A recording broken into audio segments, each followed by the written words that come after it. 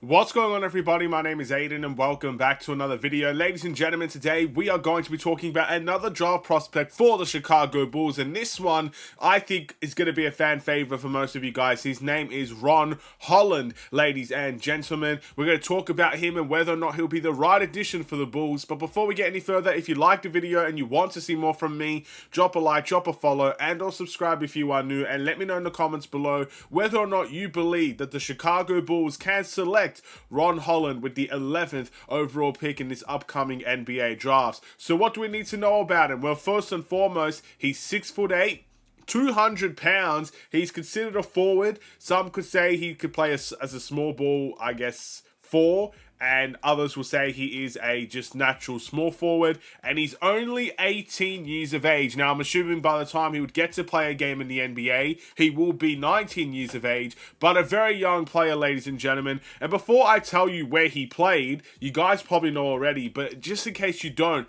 I want to tell you the stats real quick before.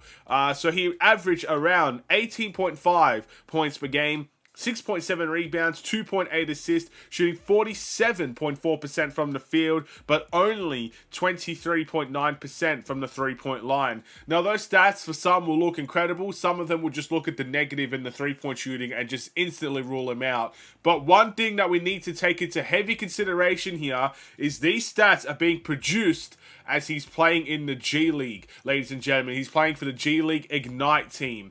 And in my opinion, that makes this more impressive than any college player I've seen thus far. Reason being, he's doing it against grown men. Look, college will always give you the best advantage to go into the NBA. When you're able to stand out against young players, when you're able to stand out against players in a similar situation than you, in a similar avenue, everybody trying to have that same goal of making the NBA, yes, you could probably shine at the college level, and that will get you the best chance to get into the NBA draft. But when you get to see players from France, for example, playing in the French league, playing against professionals, playing against grown men, and dominating the scene, or you see someone like Ron Holland, who's in the G League, playing against grown men trying to get an NBA contract, and you get to shine from there at 18 years old.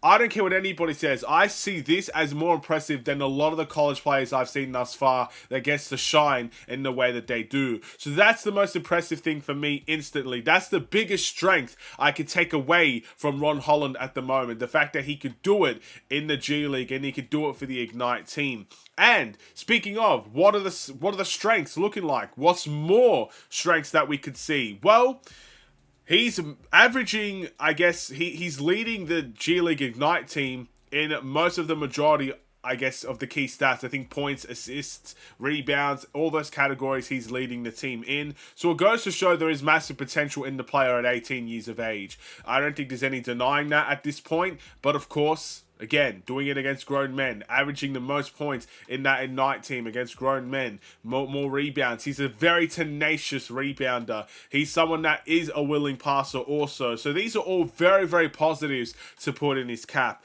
Moving on into the next thing as well.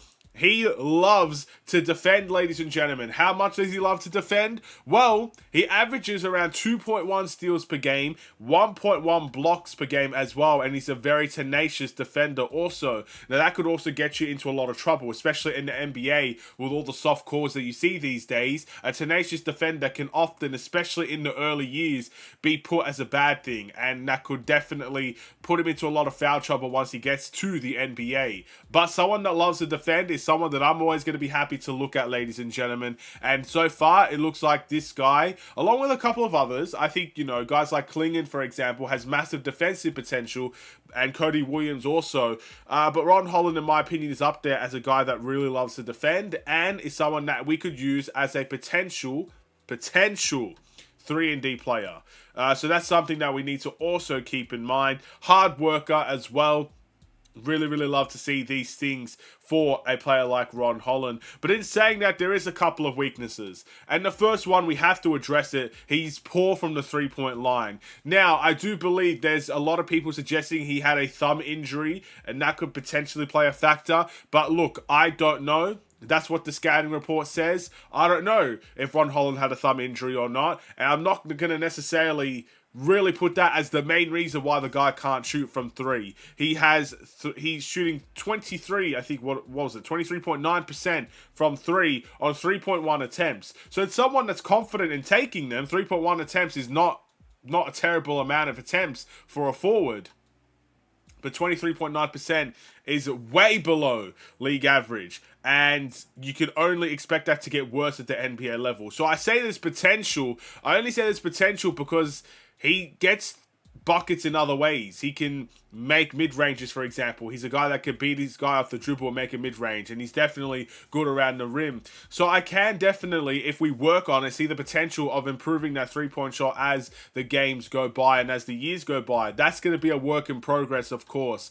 There's a lot of rookies from last season that could not shoot the three-point shot but still got selected as high overall picks because of what they were able to do around, I guess, that three-point shot, working on the defensive end, rebounding and attacking the rim and all these other things. I think Ron Holland can fit into that category at this point in time with the potential, of course, to improve from the three-point line. And the other biggest weakness I have for him, he loves to turn the ball over, ladies and gentlemen. He averages 3.5 turnovers per game. So just as much as he's a willing passer, a tenacious rebounder, a solid scorer, he does average a lot of turnovers. Why? Well, I think the passing needs to be defined, and I don't think he's the best ball handler you'll see on an NBA team, really. So those are two things that leads to turnovers for Ron Holland, and that is going to be a big issue. But with that being said, I can see that being a big issue for a guard. As a forward coming into this Chicago Bulls team, assuming it would stay the same for the most part, guys like Kobe White and DeMar DeRozan, if they were to stay on this team, are going to be the guys that are going to be the primary ball handlers. So I can't see in what world you see Ron Holland average 3.5 turnovers for the Bulls. But it still needs to be addressed. It still needs to be worked on. There's still areas of his game that needs to be defined.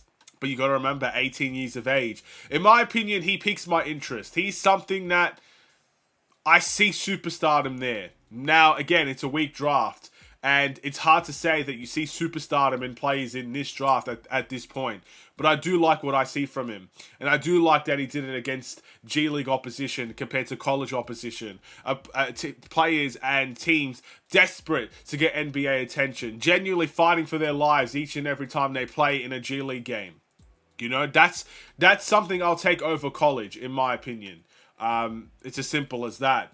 And I do like what I see when it comes to Ron Holland. With that being said, would I take him with the 11th overall pick in the NBA draft? Well, look, judging by how positively I've been talking about him in this video, the only answer would be yes. You'd be making a horrible assumption if you thought I would say no to that. The only problem is, will it be available with the 11th overall pick? I've seen people saying he'll go just outside the lottery. The recent mock draft that I think was updated only a couple of hours ago that I saw, he's going to go within the top 3.